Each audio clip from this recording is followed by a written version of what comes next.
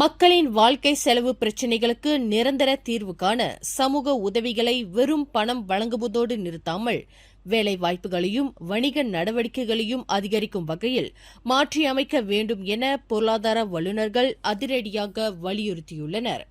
கல்வி, சுகாதாரம் போன்ற எதிர்கால சார்ந்த துறைகளில் மானியங்களை அதிகரித்து மக்களை தன்னம்பிக்கை உள்ளவர்களாக மாற்ற வேண்டும் என்றார்.